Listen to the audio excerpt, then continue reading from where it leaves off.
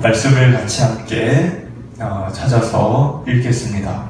이사야서 47장 15절의 말씀입니다.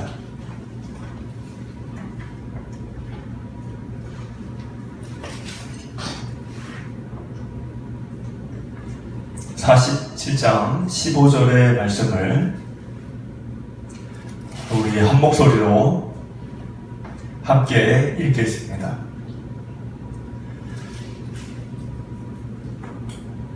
내가 같이 힘쓰던 자들이 내게 이같이 되리니 어려서부터 너와 함께 장사하던 자들이 각기 제 길로 흩어지고 너를 구원할 자가 없으리라. 아멘. 이사야서를 기록한 이사야의 마음의 중심은 무엇이었을까? 이 긴 책을 사실 책을 쓰려고 한 게 아니고 이사야는 하나님의 말씀을 전한 거죠. 그 마음의 중심이 무엇이었을까? 그 중심은 하나님께 받은 말씀을 그대로 전하는 겁니다. 이사야서 6장을 보면은 우시야 왕이 죽던 그 해에 이사야가 성전에 들어가서 하나님을 독대하는 장면이 나옵니다. 그때 이사야는 하나님을 두 눈으로 하나님을 봤어요. 그리고 하나님을 두 눈으로 보자마자 한탄을 했습니다. 오라, 나는 망하게 되었도다. 나는 부정한 입술을 가진 자로다.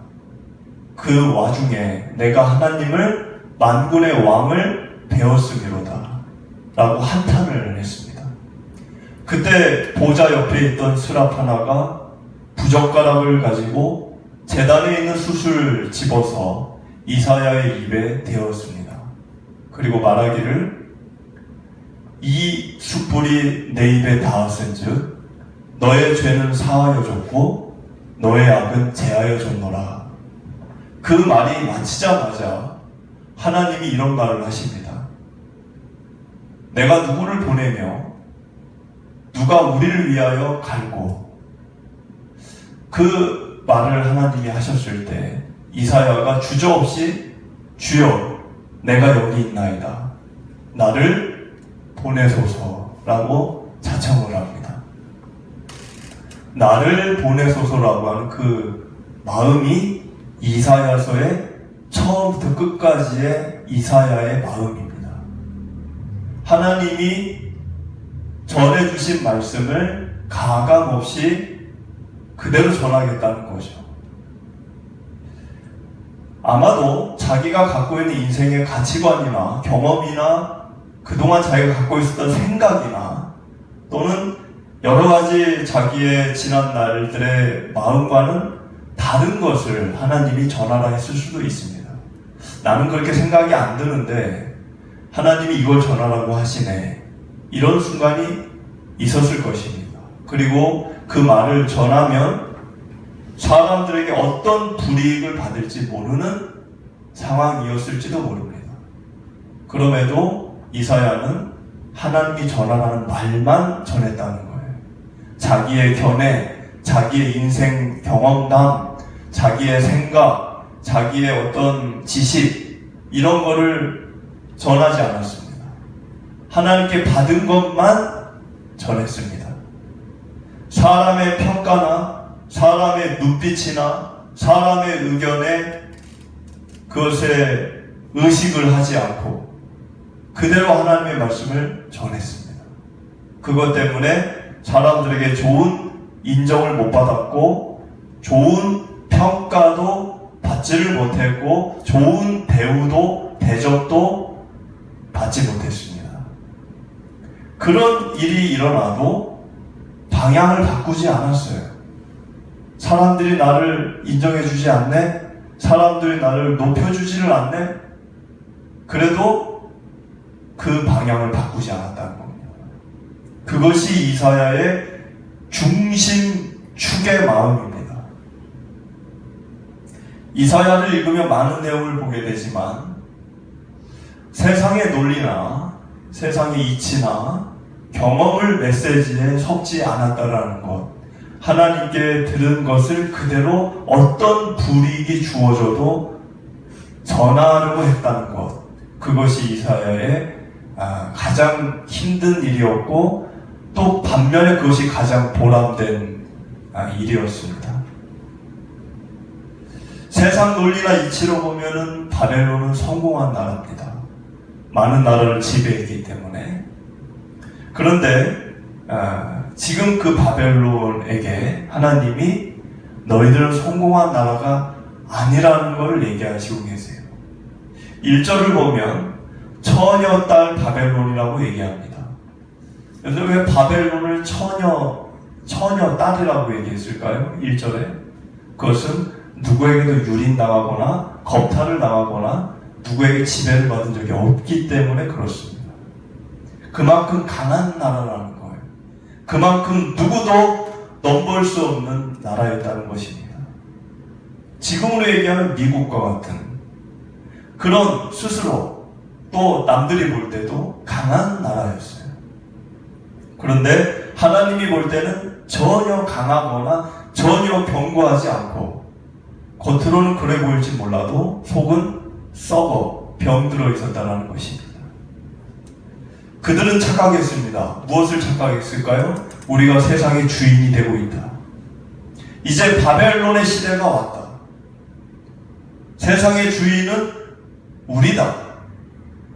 여러분들 세상의 주인은 인간이 될 수 없고 국가가 될 수 없습니다. 성경은 일관성 있게 얘기하는 것이 세상 역사의 주관자, 주인은 하나님인 것을 밝히고 있습니다. 그 자리는 누구도 앉을 수 없어요. 나폴레옹이 되었든 징기스칸이 되었든 알렉산더가 되었든 누구도 앉을 수 없어요. 하나님은 이 바벨론을 선한 자신의 목적을 이루기 위해 도구로 잠시 썼던 것입니다. 만약에 바벨론이 만약에라도 우리가 잘나서가 아니라 우리가 하나님의 어떤 도구로 쓰임을 받고 있다라는 걸 알았다면, 그거를 알고 받아들였다면 바벨론은 엄청난 축복을 받은 나라가 되었을 것입니다. 그런데 착각을 했다는 거죠. 우리가 주인이다. 하나님의 쓰임을 받고 있는 중에 하나님의 자리에 자기가 앉은 겁니다.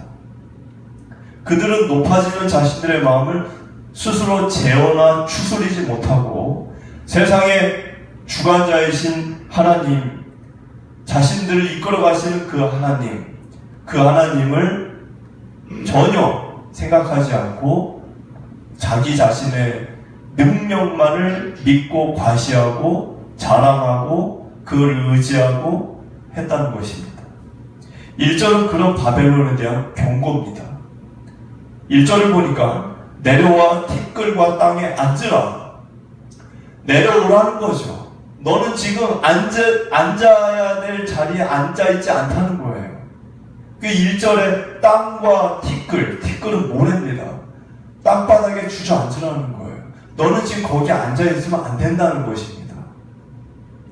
우리도 살아갈 때 일이 잘 풀리고 수월하게 하는 일마다 생각지도 않게 너무 잘 되고 돈이 벌리고 또 좋은 일이 자꾸 생기고 아쉬운 것은 점점 없어지고 그러면 자연스럽게 그건 뭐 누가 가르쳐서가 아니라 자연스럽게 우리 마음에 내 마음이 높아져가는 것을 경험합니다. 그 내 마음이 높아져 간다는 걸 어떻게 경험할까요? 쉽게 타인을 무시하고 내려오다 보게 되고 타인에 대한 이해심이나 배려심은 약해져 가고 나의 생각만 중요하고 다른 사람 감정이나 다른 사람의 생각은 안중에도 없고 나도 모르게 자리 잡은 내 고집은 돌처럼 딱딱하게 굳어져 가고 있고 그것이 내 스스로가 높아져 가고 있다는 증거입니다. 그러다 보면 조금 하던 것이 처음에는 나중에는 되돌이킬 수 없을 정도로 내 마음이 완악해져 가는 것. 완악해져 간다는 것은 어떤 힘이 강해서 누구도 관여하거나 간섭하거나 누구도 그 마음을 달랠 수 없는, 하나님조차도 그런 마음으로 치닫는 거예요. 그런 마음이 되어진 바벨론이 그렇게 된 거죠. 그런 마음을 갖게 된 이 바벨론에게 하나님이 2절의 말씀을 하십니다. 2절을 같이 읽어보겠습니다. 맷돌을 가지고 가루를 갈고 너울을 벗으며 치마를 걷어 다리를 드러내고 강을 건너라. 맷돌은 뭘까요? 맷돌은 당연히 가루를 빻아내는, 갈아내는 이 일은 누가 하는 건가요? 이 당시는 노예들이 하는 일입니다. 맷돌로 그런 허드렛 일을 하는 것은 지배층의 사람들이 하는 일이 아니고 옛날 우리 조선시대로 얘기하면 쌍놈들이 하는 일이에요. 지금 이 이야기하는 것은 너희들이 지금 주인이라고 착각을 하지만 너희들은 곧 맷돌을 돌리는 노예 신분으로 하락될 거라는 것을 암시하는 겁니다. 그리고 너울을 벗고, 너울이라고 하는 것도 이 당시에는 귀부인들이 쓰는 너울이에요. 노예들은 너울을 쓰지 않습니다. 근데 너가 너울을 쓴다는 이야기는 앞으로 너희들이 남의 나라에 끌려가서 지금은 너울을 쓰고 사치하고 향락하고 귀부인이라고 생각하지만 너희들이 이제 그것을 벗게 될 것이다. 그리고 치마를 걷어 다리를 드러낸다. 이 이야기는 치마를 약간 걷어내서 일부만을 드러내는 것을 얘기하는 게 아니라 하체가 거의 벗겨지는 나체 상태를 얘기하는 거예요. 그 상태로 강을 건넌다. 강을 건넌다는 것은 남의 나라에 끌려가는 것을 암시하는 겁니다. 벗겨진 채로. 여러분들, 한 인생이 무너지는 건 순간이죠. 한 나라가 무너지는 것도 순간이에요. 그거를 결정하는 분이 만군의 여호와 하나님인 것을 많은 사람들이 인정하지 않습니다. 그러나 인정을 하든 안 하든 하나님은 그 역할을 하시는 분이시라는 겁니다. 우리 3절부터 5절을 읽어보겠습니다. 내 속살이 드러나고 내 부끄러운 것이 보일 것이라. 내가 보복하되 사람을 아끼지 아니하리라. 우리의 구원자는 그의 이름이 만군의 여호와 이스라엘의 거룩한 이시니라. 딸 갈대하여 잠잠히 있으라. 흑암으로 들어가라. 내가 다시는 여러 왕국의 여주인이라 일컬음을 받지 못하리라. 여러분들, 여기 5절에 딸 갈대아인이라고 하죠. 바벨론을 얘기하는 겁니다. 근데 이 바벨론 나라를 지금 5절에 보니까 여러 왕국의 여주인이라고 부르고 있어요. 여러분들, 도구로 쓰임을 받고 있는 상황인데 하나님이 도구로 쓰는 거잖아요. 이스라엘을 교훈하시기 위해. 그런데 도구로 쓰임받는 이 도구가 나는 주인이다 이렇게 생각하고 있다는 거예요. 나는 주인이다. 그래서 여주인 행세를 하고 있다는 거예요. 이유가 뭘까요? 높아졌기 때문입니다. 누리고 얻은 것이 전보다 많아졌기 때문이에요. 사실 우리는 주인이 될 능력과 자질이 없습니다. 주인이 되려면 통제가 가능하고 다스릴 수 있을 때, 통제가 가능하고 다스릴 수 있을 때 주인의 자격이 있는 거예요. 인생만 봐도 우리 인생의 주인이 될 자격이 있을까요? 우리 인생을 보면 지난 날들을 회상해 보시기 바랍니다. 우리 인생이 다스려집니까? 통제가 됩니까? 내 뜻대로 사라집니까? 학창시절에 공부를 다 잘하기 원하죠. 그러면 다 공부를 잘합니까? 마음만 먹으면? 내 인생 자체도 내가 하고 싶은 대로 되지 않아요. 통제가 되거나 다스려지지를 않습니다. 화를 내지 말아야지. 누군가 싸우지 말아야지. 그런데 그렇게 마음을 내가 갖고 있다고 해서 안 싸우게 되나요? 우리 감정 하나조차도 다스려지거나 통제가 되지 않는 게 인생입니다. 우리가 우리의 주인이 될 수 없는 거예요. 그것만 봐도. 주인이 되려면 적어도 다스릴 수 있고 통제가 가능해야 주인이 되는 겁니다. 단 하루도, 아니 단 한 시간도 우리의 뜻대로 일이 되지 않습니다. 아프고 싶어서 아픈 사람이 누가 있나요? 우리 뜻대로 되지 않아요. 애초에 우리는 우리 인생조차도 주인이 될 자격을 갖고 있지 않습니다. 6절과 7절을 같이 읽어보겠습니다. 전에 내가 내 백성에게 도하여 내 기업을 욕되게 하여 그들을 내 손에 넘겨주었거늘 내가 그들을 긍휼히 여기지 아니하고 늙은이에게 내 멍에를 심히 무겁게 메우며 7절 말하기를 내가 영영이 여주인이 되리라 하고 이 일을 내 마음에 두지도 아니하며 그들의 종말도 생각하지 아니하였도다. 8절만 더 읽어보겠습니다. 그러므로 사치하고 평안히 지내며 마음에 이르기를 나뿐이라 나 외에 다른 이가 없도다. 나는 과부로 지내지도 아니하며 자녀를 잃어버린 일도 모르리라 하는 자여 너는 이제 들을지어다. 오늘 8절을 보면 우리 인생이 하나님을 받아들이지 못할 때 보이는 마음을 잘 기록하고 있습니다. 하는 일이 잘 되는 것을 우리 뭐라 그러죠? 내가 하는 일이 잘 된다. 형통이라고 얘기합니다. 형통. 이 단어를 신앙인들이 매우 좋아하죠. 만사형통. 하는 일이 잘 되는 게 형통이에요. 살다 보면은 하는 일이 잘 될 때가 있을 때가 있습니다. 그런데 그 형통할 때 내 마음에 하나님이 안 보이면 어떻게 될까요? 하나님이 안 보여. 그 형통할 때. 그럼 어떻게 될까요? 그 형통함을 내 뜻과 내 소욕을 채우는 일에 사용합니다. 그게 주인의 자리를 자기가 앉은 거예요. 스스로 주인이 되면 형통함을 자기의 뜻과 자기의 소욕과 자기의 욕심을 채우는 일에 사용한다는 거예요. 근데 반대로 형통할 때 내가 안 보이고 형통할 때 하나님이 보인다. 마음에. 그럼 어떻게 될까요? 나의 형통함을 하나님의 뜻을 위해 사용하는 겁니다. 그러니까 형통하냐 형통하지 않느냐 그게 중요한 게 아니에요. 뭐가 중요할까요? 그 순간에 내 마음에 뭐가 보이냐는 거예요. 나밖에 안 보이냐 아니면 하나님밖에 안 보이냐. 8절에서는 나밖에 안 보이는 거예요. 나밖에. 8절은. 그러니까 바벨론 사람들이 뭐라 그래요? 8절에 나는 과학으로 지낼 일도 없고 자녀를 잃어버리는 것도 모른다. 그거는 내가 하는 일이 형통하다는 것을 비약적으로 표현한 거예요. 나는 잘 살아. 앞으로도 잘 살 거야. 문제 없어. 만사가 형통이야. 그 얘기와 같은 거예요. 그런데 뭐가 안 보여요? 지금 8절에? 하나님이 안 보여요. 나밖에 안 보는 거예요.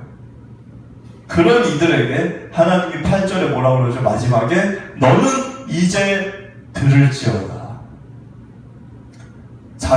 형통할 때 하나님을 못 보니까 하나님이 나를 좀 보라는 거예요. 나를 좀. 너만 보지 말고. 우리 9절에서 11절을 한번 읽어보겠습니다. 한날에 갑자기 자녀를 잃으며 과부가 되는 이 두 가지 일이 내게 임할 것이라. 내가 무수한 주술과 많은 주문을 빌릴지라도 이 일이 온전히 내게 임하리라.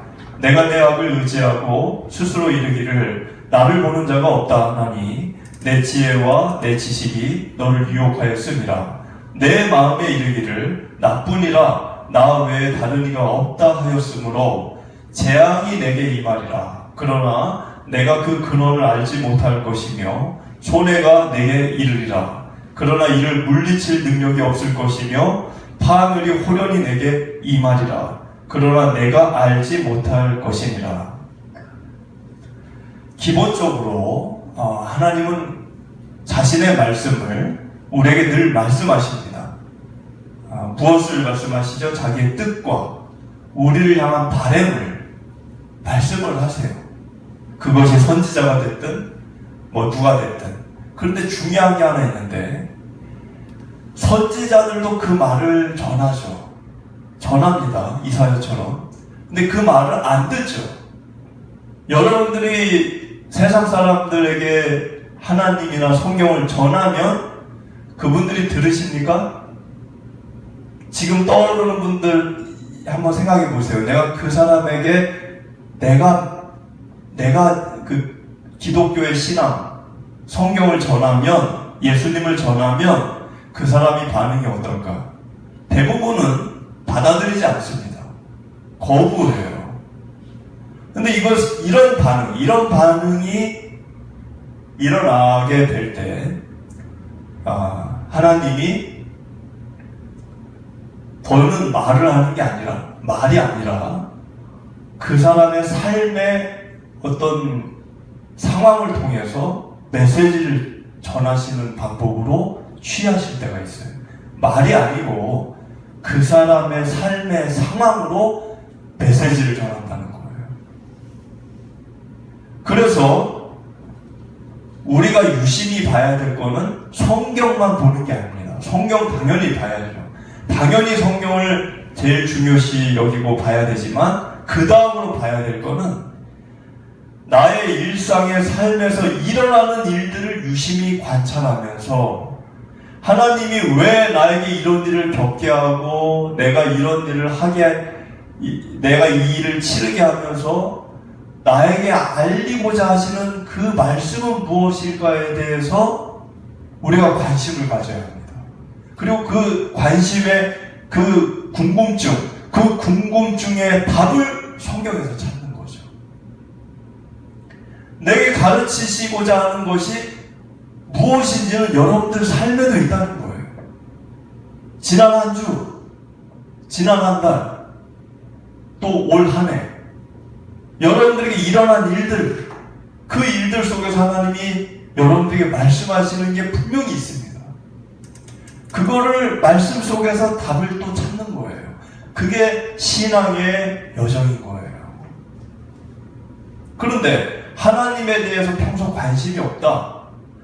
예배는 드리는데 평상시 나는 하나님에게 큰 관심이 없다. 그러면 내 삶에 일어나는 다양한 일들을 보고 겪고 하면서도 하나님이 나에게 던지시는 그 음성을 듣지를 못합니다. 그 뜻을 헤아리지를 못해요. 9절의 상황은 9절에 인생의 주인은 나다 하는 이들에게 하나님이 대답을 하시는 거예요. 어떤 대답? 인생의 주인은 너가 아니야. 너는 아까 제가 주인이 뭐라 그랬죠? 통제하고 다스리는 게 주인이에요. 너는 너의 인생의 주인이라고 생각하지. 너는 지금 일이 잘 되니까 형통하니까 너가 주인인 줄 알지. 너의 인생이 다스려지고 통제될 것 같지. 근데 지금 구절은 뭐예요? 너가 다스리거나 통제할 수 없다는 거예요. 그래서 지금 9절에 너는 자녀를 잃을 거고 너는 과부가 될 거다. 이거는 단순히 자식을 잃고 과부를 전쟁을 겪으면 그런 일이 일어나죠. 단순히 지금 전쟁을 얘기하는 게 아니라 여기에 핵심은 너가 주인이 아니라는 거예요. 다스리거나 통제할 수 없다는 거예요. 너의 삶조차.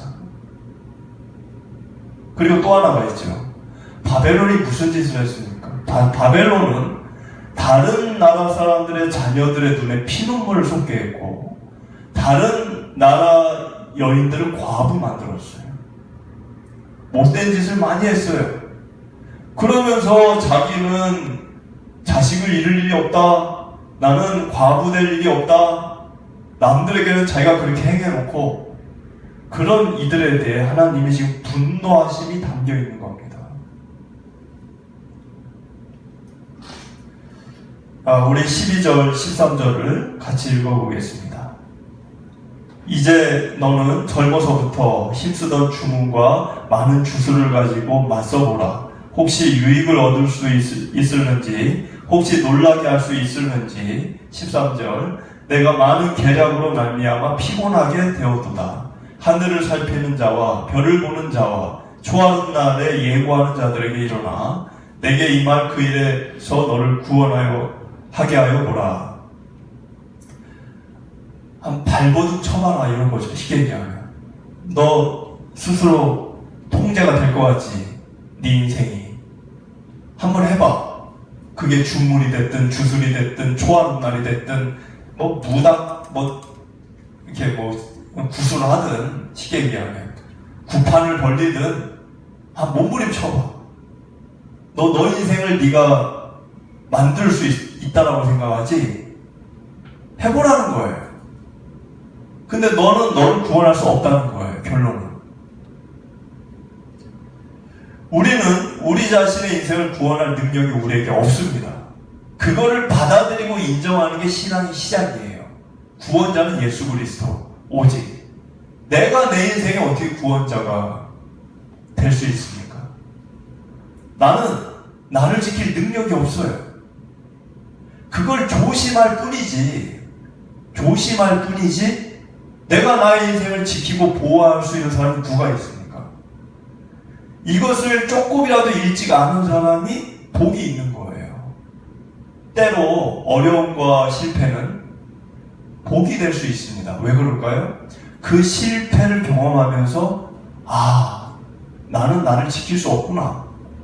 내가 아무리 몸부림쳐도 한계라는 게 있구나.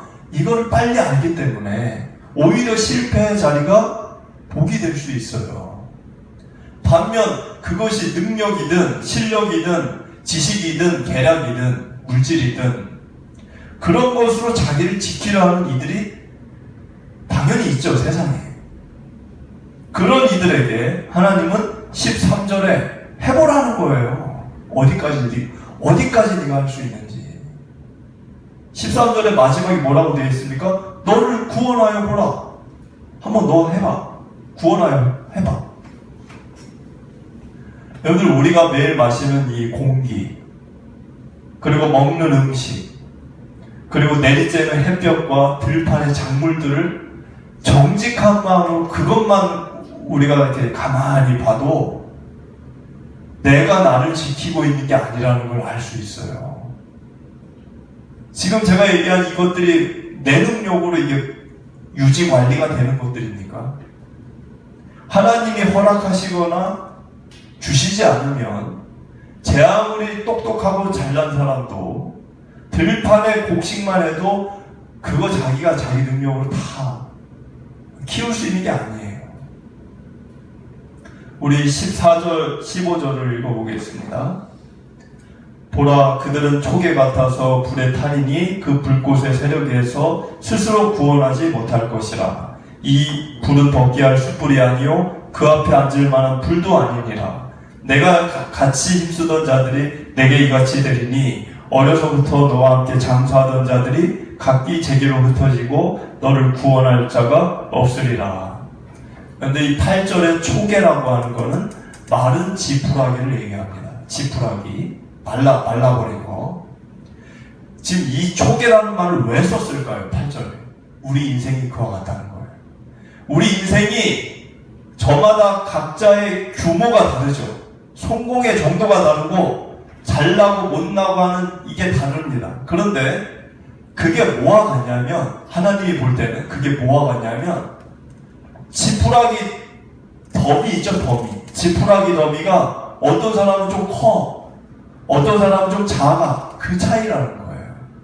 그럼 지푸라기 더미가, 마른 지푸라기 더미가 크면 우리끼리는 와, 저 사람은 성공했다, 대단해 보이죠? 하나님이 볼 때는 그 더미가, 지푸라기 더미가 아무리 높고 크고 해도 작은 불씨 하나면 어떻게 돼요? 작은 불씨 하나면 타버려요. 그 큰 게 활활 타버려요. 그리고 쟤밖에 안 남는 거예요, 결국에는. 그게 인생이라는 거예요, 인생. 하나님이 지금 8절에서 이 표현을 쓴 이유가, 너희들은 크고 견고하고 대단하다고 여기지만 내가 볼 때는 초계라는 거예요, 초계. 그냥 지푸라기 더미 크게 쌓은 거예요, 그냥. 불 하나 던져놓으면 어떻게 됩니까? 내일 아침이면 쟤밖에 없는 거예요. 불문 날아가는 거죠. 그런 인생을 갖고 네가 크니 내가 크니 어깨를 부딪히고 살고 그러지 말라는 거죠. 여러분들, 이 시대를 우리가 살면서 우리의 마음을 흔드는 것, 우리를 혼돈시키는 게 바로 인간의 능력입니다. 시대가 앞서가고 발전하고 또 인간이 많은 것을 지금 해내고 있죠. 지금과 같은 시대가 언제 있었어요?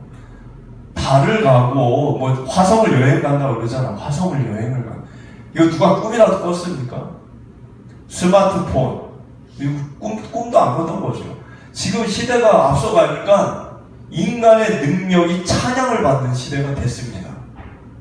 그런 세상을 살다 보니 눈에 보이지 않는 하나님은 뭐 그냥 책에 있는 그냥 뭐 전설적인 분으로 취급을 받고 있어요.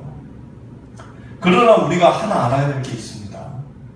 살다 보면 내가 의지하고 믿고 자랑하고 신뢰했던 그것이 더는 나에게 힘이 되어주지 못하는 상황이 분명히 오게 돼 있다는 거예요. 돈을 믿었는데 사기를 당해서 돈을 잃어버리는 분들, 사람을 믿었는데 사람이 배신을 해서 상처를 받고 많은 것을 잃어버린 분들, 사람을 사랑했는데 그 사람이 내 곁을 떠나버려서 상심을 갖고 사는 분들, 건강에 자신을 갖고 살았는데 어느 날 의사로부터 이제 살 날이 몇 개월밖에 안 남았다라는 이야기를 듣는 분들, 이게 인생입니다. 이게 덤이에요. 그런데 그런 일이 오기 전에는 그 더미 위에 앉아서 내가 높은데 너보다 높은데 앉았다라고 의시되죠. 그런 분들이 그 더미에 불꽃 하나 떨어졌을 때 어쩔 줄을 몰라 하는 거예요. 어쩔 줄을 몰라가지고 당연히 더미에 불이 붙었으니까. 그때 그런 분들이 표현하는 말이 무슨 표현을 쓰시냐면 나는 끈 떨어진 연과 같다, 이런 말을 하세요. 끈 떨어진 연. 여러분들, 끈 떨어진 연은 어떻게 됩니까? 어디까지 날아갈지 몰라요. 끈이 떨어졌기 때문에 어디까지 날아갈지 몰라요. 그리고 결국에는 어떻게 돼요?